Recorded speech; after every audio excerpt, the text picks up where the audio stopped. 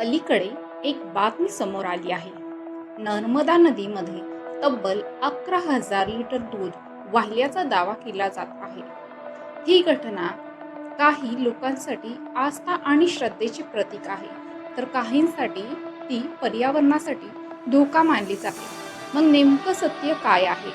ही आस्था आहे की पर्यावरणावर होणारा परिणाम दुर्लक्षित केला जातो आहे?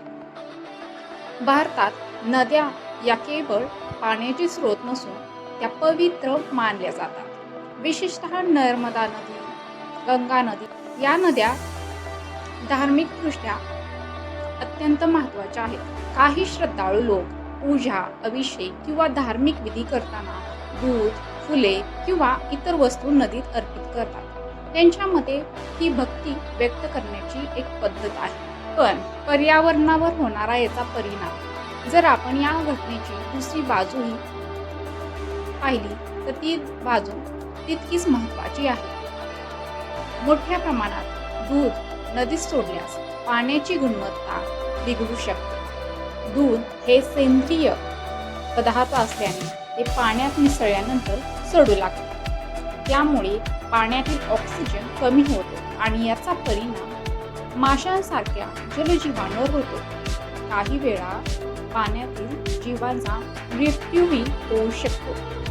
धार्मिकदृष्ट्या नक्कीच आपल्या परंपरा आणि श्रद्धा जपणे महत्त्वाचे आहे, पण त्याच वेळी पर्यावरणाचे रक्षण करणेही तितकेच आवश्यक आहे. पर्यावरणाची हानी होऊ नये याचीही आपण काळजी घेणे गरजेचे आहे. त्यामुळे अशा गोष्टी करताना पर्यावरणपूरक पर्याय वापरणे गरजेचे आहे. उदाहरणार्थ प्रतिकात्मक पूजा किंवा नदी प्रदूषण न करणाऱ्या पद्धती. अशा पद्धतीने पूजा करण्याच्या पद्धती आपण अंमलात आणायला हव्या. तर समाजासाठी या व्हिडिओतून आजचा संदेश काय आहे?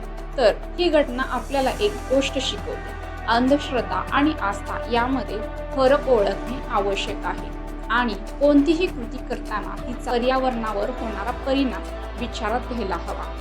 नर्मदा नदीमध्ये दूध वाहण्याची घटना काहींसाठी श्रद्धा आहे, पण विज्ञानाच्या दृष्टीने ती पर्यावरणासाठी हानिकारक ठरू शकते.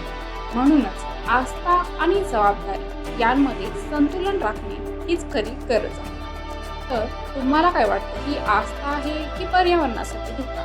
तर कमेंटमध्ये नक्की सांगा. आणि अशा जनजागृती माहितीसाठी आपल्या व्हिडिओला लाईक करा आणि आपल्या चॅनलला सबस्क्राईब करा. धन्यवाद.